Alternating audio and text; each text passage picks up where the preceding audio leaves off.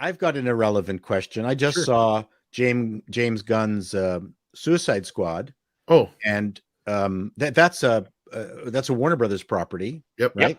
And so what's Gunn doing? Who is using his services now? Because quite frankly, if I was Zaslav, even though the movie was uneven, the depth of his creativity is so staggering.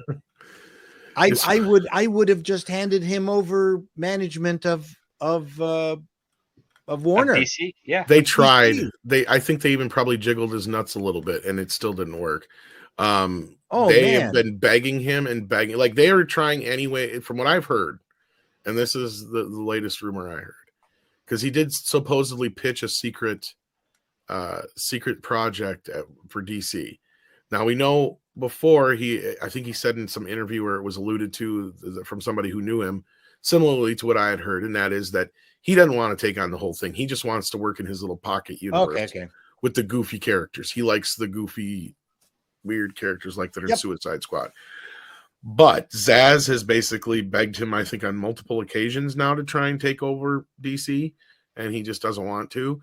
But I also heard that they're trying to get him to do this new Superman movie. He you know what? Even though the movie was too long, you can definitely see the quality of his thinking. Yeah. He sees, and that final moment where Weasel was not dead. I killed myself laughing. Oh my God. I don't know if you've seen the movie. Yes. Yeah. I enjoyed the Suicide Squad. It was just too bad it didn't do very well. Coughing up the water and getting up and walking away. Wasn't that the greatest ending ever? Huge improvement over the first one. But I mean, I think Gunn had even said, we had brought this up last night. It may have been a new script that brought it up, but that he wasn't really interested in working on a Superman movie. So I could see him maybe finagling, like, oh, I'll produce it and maybe co-write it or something like that, if you let me go do a Polka Dot Man movie or something like that. You know, like he'd prefer a bunch of misfits he fits there. Yeah.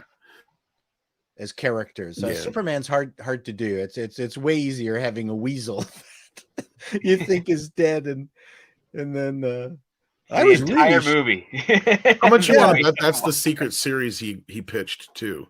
Because he's got another series coming up that's a secret series. And the funny thing was, you never ever knew what Weasel's secret power was.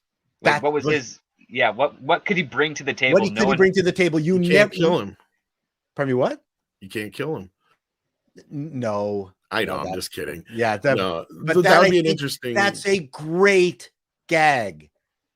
That's the kind of stuff that She-Hulk couldn't write. They wouldn't know how to do that kind of a callback. Oh, don't even get me started on that shit. Well, the thing is that there was a rumor a year ago that one of the secret projects that James Gunn wanted to do, Booster Gold, was like a drama of Thomas Wayne and leading up with his death, as a joke to the fact that the Waynes always get killed in every Batman film. He stole my joke.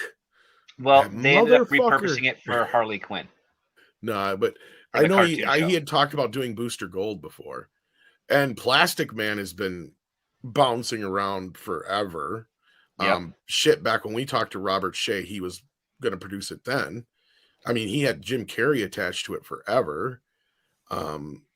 Ryder, though, thank you for the super sticker. I just brought that up because I thought, why isn't James Gunn out there working on something? I'm sure he is, but man, he is a genuinely talented. He's got like 2 shows coming for HBO Max, and supposedly he pitched this secret project. And like I was like, Culture and Script and I on the show last night, we were kind of positing that, or at least I put out there that maybe he's trying to finagle this other deal out of the whole Superman project. You never know. Well, I hope he never goes back to Disney Marvel. Oh, he never will. Yeah, he's not. Which the irony of it is the guy that fucking fired him is over at Warner now. That's what I can't believe. Yeah. Well, Alan Horn he's not actually there. He's quote unquote a consultant, which is a dumb thing to have. But James Gunn is working on. He's finishing up the last stuff of Guardians 3 for Disney and their Christmas special, which is coming out, I think, this year or maybe I think the early Christmas next. special comes out first, if I'm not mistaken. Yeah. And then he's back on Peacemaker season 2, another HBO series, and then another possibly a feature film. That's what he's got lined up on his slate for Warner Brothers. And I know he'd also talked about another Suicide Squad project as well at one point. I don't know who's left. So, well, he's doing the TV show of Peacemaker, which is phenomenal.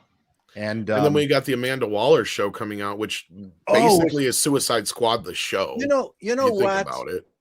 Was so good about Suicide Squad is that who's the woman who is playing Amanda Waller?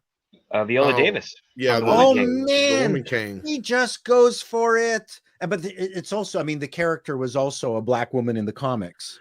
I was a bit off. She's a villain. Like she's a hardcore villain. Oh, I love that. Like in the comics, she's a bigger woman, and like because at first I'm like, I'm not so sure about Viola playing the part, but you're right. In the first Suicide Squad, she was fine. In the second one, she's even better. Went for it. Like it's the kind of casting you want to see where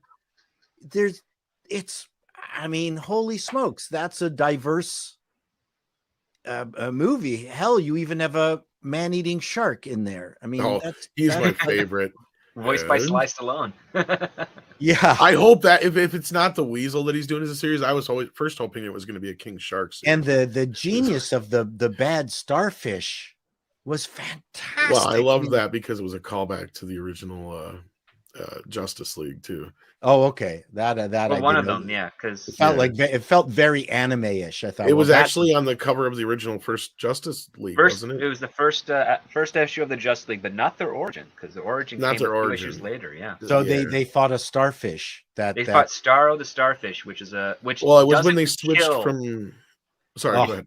It doesn't kill the people it possesses like it does in Suicide Squad. It just brainwashes them, and then they drain the energy slowly over a long period of time, and then moves on from one planet to the next. That's kind of what this one did in Suicide Squad. It's what this one did, but when you could free someone from Starro's control, and they wouldn't be dead as a result of it, because that's what they did. Starro would rip off the face. I'm like, that's very much a James Gunn thing. Absolutely. Was just like, if you're taken over by Starro, you are dead, 100%. There's no saving you. It absolutely killed me when the quote unquote good guys went in and wiped out the rebel campsite, and they were the good guys. Yeah, I thought that was pretty cool. Oh, Black. Really? That was dark. And Idris was way better than I had anticipated. Which is awesome, considering he was basically Will Smith. Well, no, in the original script, it was Will Smith's character. Right. And he was way better than Will They Smith. rewrote it for that character because he didn't want to play loved the same role. Idris. He was so good. He can return.